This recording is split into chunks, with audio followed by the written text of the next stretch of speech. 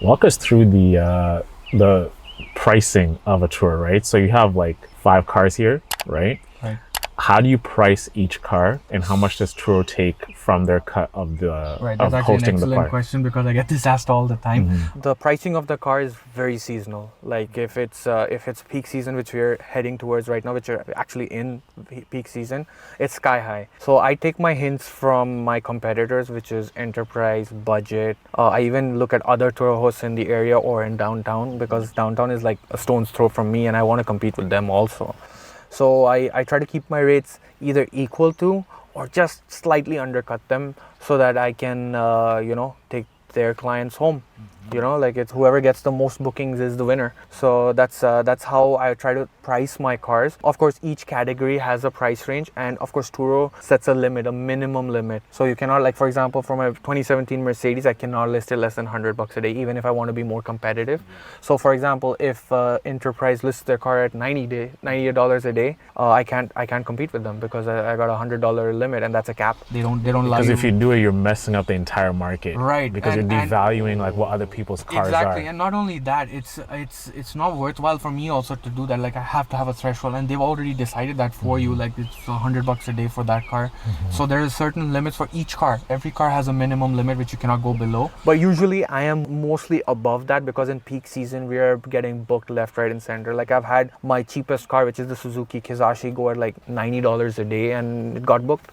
Like, it's just because people want to book it and they need a car and it's peak season, you can't find anything else. Enterprise, Budget, Hertz, Avis, they're all booked, like fully booked. They don't have cars on their lot.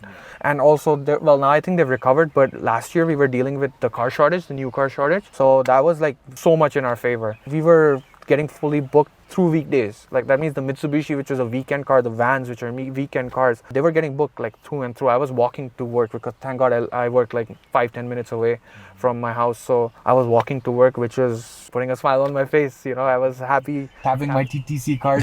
So, it's Being a regular civilian. that TTC card was sounding to me like cha-ching every time I tapped it because that means I don't have cars to rent out. That means everything is on the road making me money. Yeah. Nice. So that's kind of. You bring up something interesting, like the current demand of cars. Because I think what's happened now, where we're at in society, is Uber has taken over as the standard travel with TTC. So there's a huge swath of people that are consistently using Ubers, but now the prices is going higher and higher and higher. So it's actually more economical to rent out a car for a weekend, for 2 days. Let me ask you this: Would you rent a car for $50 or $60 a day, or pay that much for an Uber for just one trip? Yeah, like there and back. Like imagine coming to the pod and going back. Let's say you came here and you went back. You spent about $45-$50 on the trip, 25 each way.